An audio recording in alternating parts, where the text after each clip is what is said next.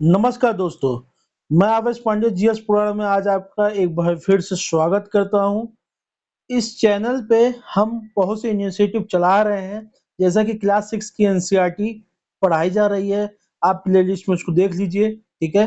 घटनासार का current affair वो भी पढ़ाया जा रहा है। 6 महीने का जनवरी से लेके जून तक का है, ठीक है। उसको भी देख लीजिए और इस पे कई लेक्चर्स आने वाले हैं। हम जो है एसएससी के previous year question, UP PCS का प्रीवियस ईयर, आरओ का प्रीवियस ईयर और आरओ की प्रैक्टिस हिंदी, आरओ हिंदी, तो ये सभी इनिशिएटिव इस पर ला रहे हैं। इस चैनल को जरूर सब्सक्राइब कर लीजिए, आप लोग से रिक्वेस्ट है, और अपने दोस्तों तक शेयर कीजिए। और जो कोई भी फीडबैक हो उसको कमेंट में जरूर लिखिए, ठीक है। और इस लेक्चर को आगे बढ़ाते हैं। जैसे हमारा लेक्चर एनसीईआरटी सार घटना चक्र का चल रहा है, ये इनिशिएटिव अभी जारी है, ये चलता रहेगा जब तक पूरा खत्म ना हो जाए। तो इससे आप 10 से 12 मिनट का वीडियो होगा, इसको आप जरूर देखिए।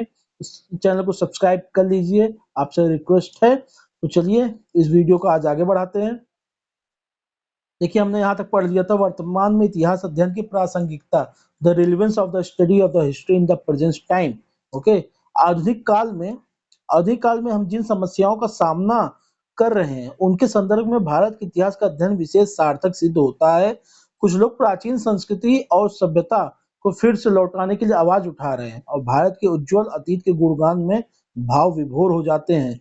उन्हें कला कौशल की प्राचीन वस्तुओं के संरक्षण की उतनी चिंता नहीं है। वास्तव में वे समाज और संस्कृति का पुराना प्रतिमान स्थापित करना चाहते हैं। ऐसी स्थिति में अतीत को ठीक से समझना निहायत जरूरी है। बेशक भारत के लोग ने जीवन के विभिन्न क्षेत्रों में प्रगति की, पर केवल अतीत के प्रगति के बल पर ही हम आज के ज्ञान विज्ञान की उपलब्धियों को मुकाबला नहीं कर सकते हैं। इसमें संदेह नहीं है कि प्राचीन भारत का समाज अन्यायग्रस्त था। निचले वर्णों में, विशेषतः शूद्रों और चांडालों पर जिस तरह के अपात्रताएं थोप दी गई थी, वह आज के विचारों से बड़ा ही खेदजनक है। अगर पुरानी जीवन पद्धति में परिवर्तन न लाया जाए, स्वभावतः वे सारी विशेषताएं आज भी सर उठाएंगी ही।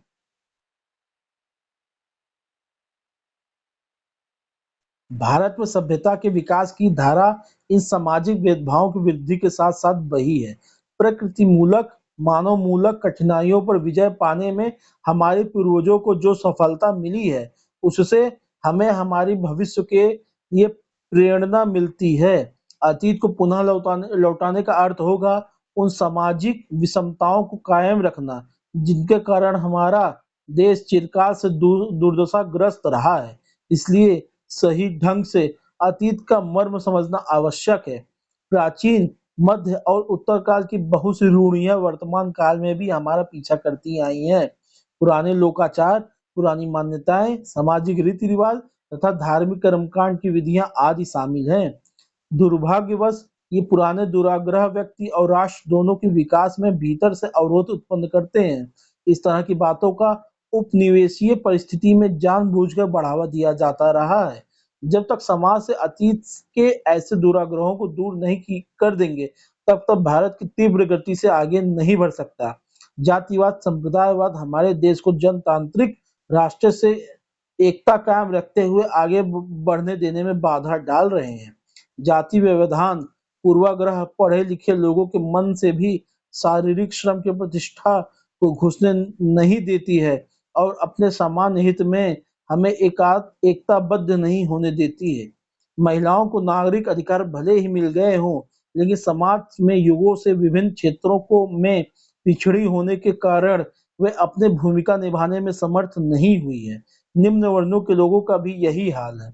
अतः प्राचीन भारत का इतिहास केवल उन्हीं लोगों के लिए प्रासंगिक नहीं है जो जानना चाहते हैं कि अतीत का वह उज्जवल स्वरूप क्या था जिसे कुछ लोग फिर से लौटाना चाहते हैं, बल्कि उन लोगों के लिए भी है जो देश की प्रगति में बाधा डालने वाले तत्व को पहचानना चाहते हैं। हिंदी शब्द संस्कृत में सिंधु से निकला है। प्राचीन इतिहास, देखिए एक है प्राचीन भारत इतिहास का अध्ययन देखा जाए, इसका परिचय में देखा जाए कि हिंद शब्द संस्कृत में सिंधु से निकला है। कालांतर में यह देश इंडिया के नाम से मशहूर हुआ जो यूनानी प्रयाग के निकट है। इसका महत्व क्या है? इस समाज या राष्ट्र के अध्ययन के द्वारा हम उस समाज और या राष्ट्र के अतीत के को जान सकते हैं। इतिहास अध्ययन निम्न विषयों को समझने में सहायता करता है, जैसे संस्कृति, धर्म और समाज व्यवस्था। भारतवर्ष का नाम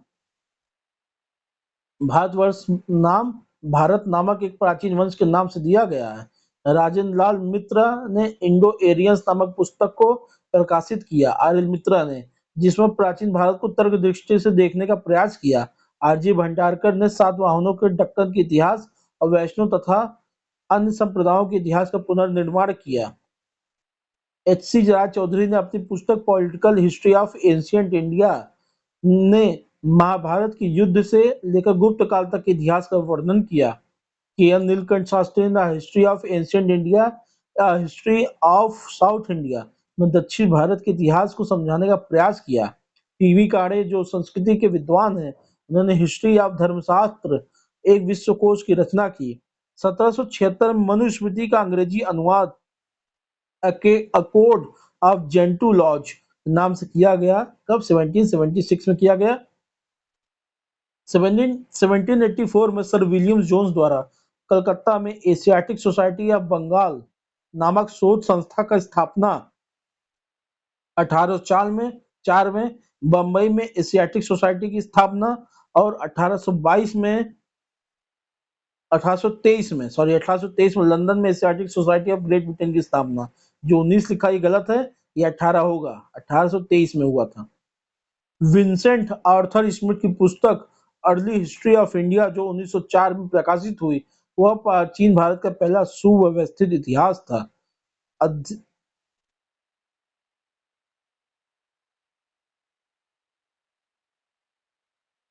कौटिल्य ने कौटिल्य ने अर्थशास्त्र में राजा को यह सलाह दी है कि उसे प्रतिदिन अपना कुछ समय इतिहास को सुनने में लगाना चाहिए। पुराणों के संदर्भ में इतिहास अतीत के प्रकाश में वर्तमान और भविष्य को आलोकित करने का साधन समझा जाता है। इतिहास के प्रयोजन से यह समझना और बताना था कि व्यक्ति में परिवार के प्रति, वंश के प्रति, गांव के प्रति, राष्ट्र मानवता के प्रति त्याग, बलिदान, कर्तव्य की भावना कैसे उत्पन्न हो। प्राचीन भारत के इतिहास लेखन का सबसे बड़ा प्रयास यूनानी लेखकों द्वारा किया गया, जिसमें हेरोडोटस, नियार्कस, प्लूटार्क, स्ट्रैबो आदि प्रमुख हैं। वॉल्टेयर ने भारत को धर्म की सबसे प्राचीन और विशुद्ध रूप की वासभूमि और विश्व की सभ्यता का शैशवस्थली यानी पालना माना, जिसको कहते हैं cradle. Karl Marx F Engels ने परिभाषित किया कि सभी समाज इतिहास के कम से कम 5 चरणों से गुजरते हैं। मार्क्सवादी विचारधारा में गुप्त वंश से 12वीं शताब्दी में मुसलमानों के विजय तक के काल को सामंतवाद का युग अर्थात अंध युग कहा गया है। मार्क्सवादी विचारधारा के अनुसार कुषाण काल भारतीय इतिहास का स्वर्णिम काल है। मार्क्सवादी विचारधारा में मार्क्सवाद एक आदर्श विचार तथा सोवियत संघ का एक आदर्श राज्य था। अध्ययन की प्रासंगिकता क्या है देख लेते हैं।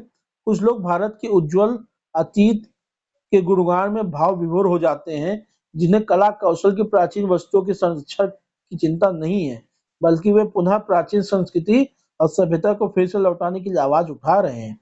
अतीत को पुनः लौटाने का अर्थ होगा उन सामाजिक विषमताओं को कायम रखना जिनके कारण हमारे देश चिरकाल से दुर्दशाग्रस्त रहा है। इसलिए सही ढंग से अतीत का मर्म समझना अति आवश्यक है।